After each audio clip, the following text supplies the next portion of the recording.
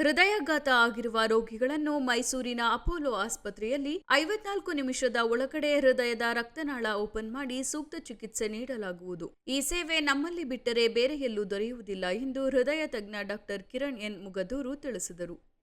ತಾಲೂಕಿನ ಅಪೋಲೋ ಆಸ್ಪತ್ರೆ ವತಿಯಿಂದ ತಾಲೂಕು ಪತ್ರಕರ್ತರ ಸಂಘದ ಎಲ್ಲ ಸದಸ್ಯರುಗಳಿಗೆ ಆಯೋಜಿಸಿದ್ದ ಉಚಿತ ಆರೋಗ್ಯ ತಪಾಸಣೆ ಶಿಬಿರದಲ್ಲಿ ಭಾಗವಹಿಸಿ ಮಾತನಾಡಿದರು.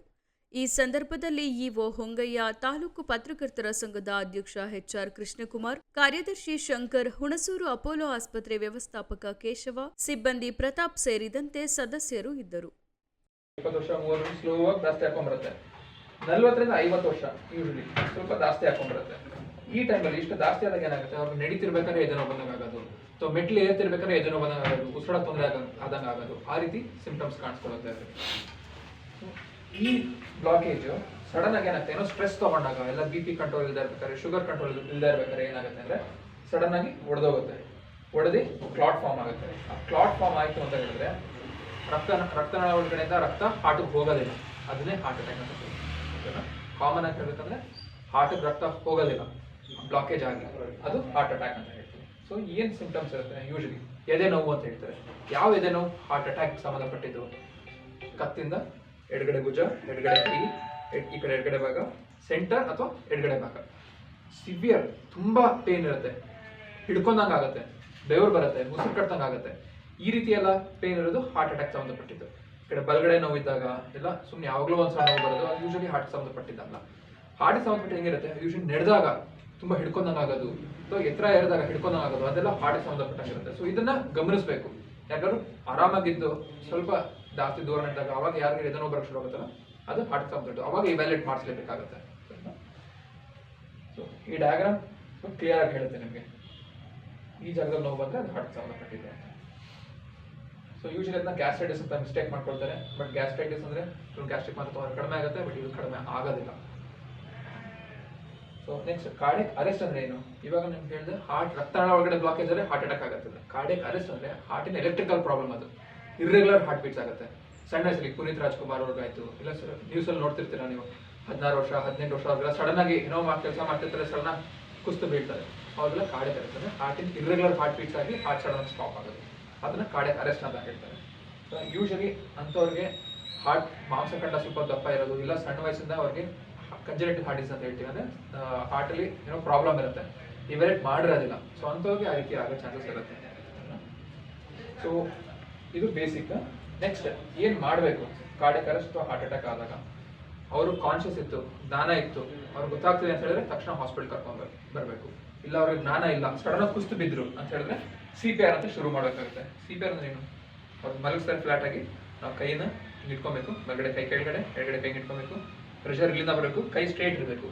ಸೊ ಹಿಂಗೆ ಸ್ಟ್ರೈಟ್, ಅಟ್ಲೀಸ್ಟ್ 100 ಹಾರ್ಟ್ ಇಲ್ಲಿ ಇದೆ ಸೆಂಟರ್ ಪಾಯಿಂಟ್, ಇಲ್ಲಿ 100 to 120 ಟೈಮ್ಸ್ ಪರ್ ಮಿನಿಟ್ ಅಷ್ಟು ಫಾಸ್ಟಾಗಿ ಮಾಡಬೇಕಾಗುತ್ತೆ.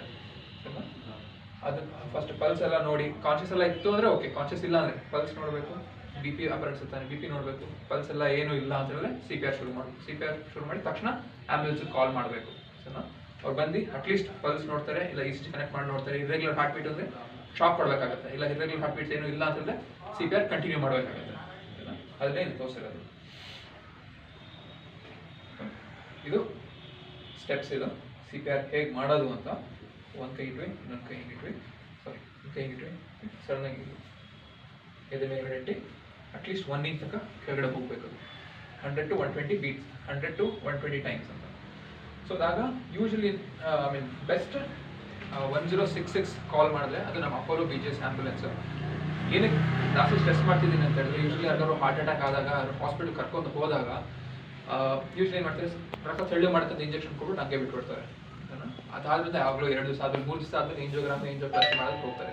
ಅಂಥ ಟೈಮಲ್ಲಿ ಏನಾಗುತ್ತೆ, ಹಾರ್ಟ್ ಪಂಪಿಂಗ್ ಇನ್ನೂ ಕಡಿಮೆ ಆಗುತ್ತೆ. ಬಟ್ ನಮ್ಮ BGS ಅಪೋಲೋ ಮೈಸೂರಲ್ಲಿ ನಾವು ವಿತಿನ್ 1 hour ಯಾರಿಗೆ ಹಾರ್ಟ್ ಅಟ್ಯಾಕ್ ಆಗಿ ಪೇಷಂಟ್ ಬರ್ತಾರಲ್ಲ ಅವ್ರಿಗೆ ನಾವು ಏಂಜಿಯೋಪ್ಲಾಸ್ಟಿ ಮಾಡ್ತೀವಿ. ಉದ್ದೇಶ ಏನಂತ ಹೇಳಿದ್ರೆ, ಹಾರ್ಟ್ ಮಸಲ್ಸ್ ಏನಿದೆ ಅದನ್ನು ಉಳಿಸಬಹುದು.